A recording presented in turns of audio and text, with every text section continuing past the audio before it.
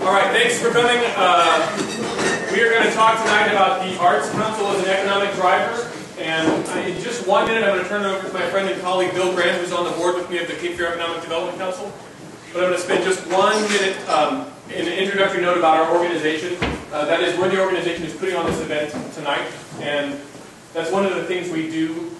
We actually think that putting on events like this is fundamental to what we're doing as an economic development organization. So we talk a lot about the word convening and convening the right people. And I think we certainly convene the right people for a very important conversation that we think fits quite well within the context of economic development. And we've had recently, in the recent past, we've had events on financing, where you find financing for your small business. We talked about biofuels, and we had some experts here talking about production and distribution of biofuels in this area.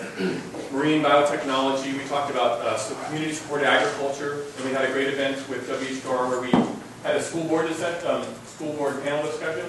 And all of these are areas that we think fall squarely within a very broad interpretation of economic development. Our organization, and we've got our mission statement right here, but our organization is interested in sustainable economic development. And of course we see the Arts Council as an important part of that. And so one of the things we're doing here is expressing our overwhelming unanimous support for the idea of forming an Arts Council, and we're also getting you together, because as I said, one of the things we do is try to get people together, and we try to be open, and we think that economic development is everyone's business. And so I won't go into the details of our organization, but if you want to talk to us, a lot of our board members are here, and actually I'd love it if the board members sort of waved or stood up. We've got sort of a new slate here that is people on the Cape Fear Economic Development Council, so raise your hands. Sir, what's your name? My name is Ian Escher. Thank you. Yeah, so I think I'm one of 14, and we're new, and we're looking into membership models and all sorts of things. Please talk to me about those things if you want to. Please also, if you all are taking notes during this conversation, which I think will be a great one, please feel free to take those notes and send them to our email address. We've got an address at info@capefearedc.org. We hope to make that a part of this discussion. So if you're taking notes, if you have additional questions, send them to us. We can collate them, make sure we've got a sort of dialogue going on after this. We're videotaping as well. So do that. Talk to us about this particular organization and what our goals are, and understand how much this sort of thing is part of our goal to bring about sustainable economic development, to talk about quality of place, to talk about art within the context of quality of place. And I will turn it over to Bill, and I'm also going to try to help corral the discussions. I'm going to have a stopwatch, and I'm going to be making noise. There's a lot of people to speak, and I'm going to help Bill by sort of saying, your time's up, and we're going to have another talking. So Bill.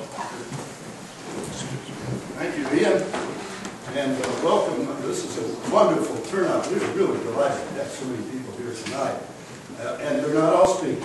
Few of you are not speaking until we have a Q&A session at the end, at which time we will hear from you eagerly, enthusiastically, and as full as reasonable, so long as we keep rotating the questions around and hear from everyone. So the question we're examining tonight is there a compelling link between the proposed Arts Council and advancing the economic development agenda of our region? Now, the economic development focus is obviously one of many one can take in examining the arts, but of course it's the focus of this particular organization. And I have to say that we come at this with a bit of a predetermined approach because of the series of events that occurred that led to this meeting. Let me describe that to you. This meeting really grows out of a discussion that occurred on January 27th at the historic Wilmington Foundation.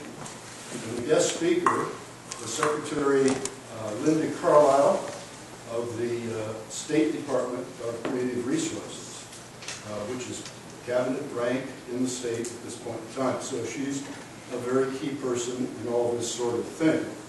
And when we speak of creative resources, we speak more broadly than we used to. So let me first show you how creative resources are defined, cultural resources are described today. And I don't know if you can read that in the back. I'll read a bit of it.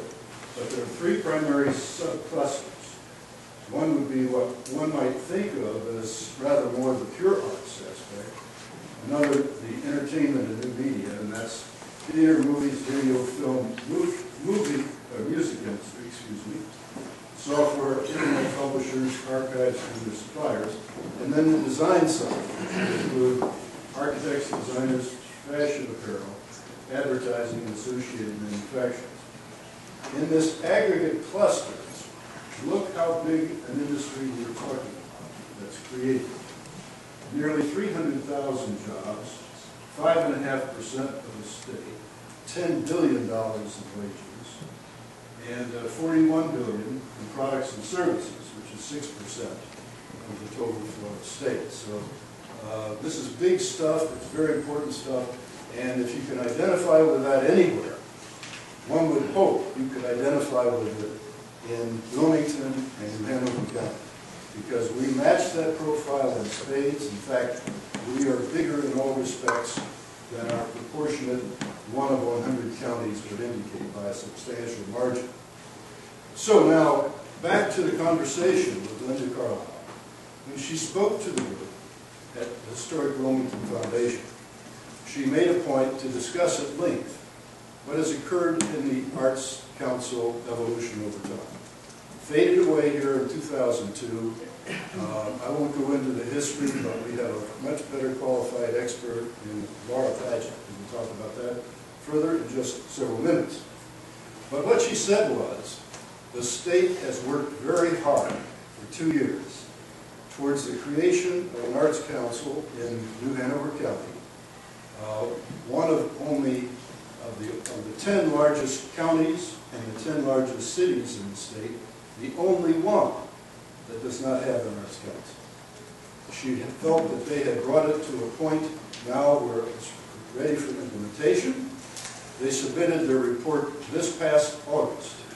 Since August, it's been in the hands of our local arts committee, which is well represented in this room, and will discuss events and present circumstances. There have been at least 3 people in the state who've worked continuously. They have done interviews, they have done arts assessments, they have done study data, they have done recommendations, they have done what I'd call sort of a preliminary business plan, recognizing that one can't have a business plan until one has an arts council. You can't just make up a business plan and hand it to a bunch of folks and say, this is your arts council plan. So they've done an enormous amount. Furthermore, they've offered seed money and carrying out grant programs, all of which bring money and grants to artists into our community and add to our overall leadership structure in the arts. I'll let others speak to that. She concluded her remarks by saying, if there is not action by the City Council and the County Commission within about 60 days, and this was on January 27th, the opportunity from the state point of view is likely to go away. I went up to see her afterwards and probed those questions I'd met her before and said, is that really the case? Is that really something we need to be concerned with? She said, absolutely, that is the case, and I was serious in the comments, and so the word needs to get out to the leadership of the community. It wasn't until the next morning that the Cape Fear Economic Development Council under Lloyd Smith and the rest of the team, Ian and others you've seen, and Elise back there in the back, swung into action. And we said, we've got to do something. The word's got to get out, and nobody's taking the lead on making something happen. And isn't that what we're all about? So before the day was over, all 14 members of the board voted yes to an arts council, 0 no. Now, so the reason I'm telling you that in part is to tell you we have an emergency on our hands, and we've got to do something about it. And secondly, that we're not here in the role we very often play, where we're balanced and we say, well, let's hear one from column A and then one from column B and so forth. We are here talking to you as advocates.